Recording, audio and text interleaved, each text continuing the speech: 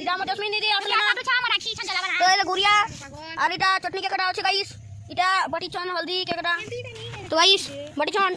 আর মিঠা উঠছি এটা তাওয়ার খম্বা মোর পছ ফাল খুব ডেংটা গাইস খুব ডেংটা তো এই জায়গাতে গাইস রান্না বটা যাচ্ছে এই জ্বলা যাচ্ছে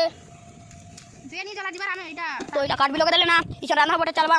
মোর দিদি টিকে দেখু মোর জেনি জ্বলবার আগে মানে তো গাইস যে জ্বলাবা লাগি লাইক সাবস্ক্রাইব করে দিও যে জলদি যাবা জলদি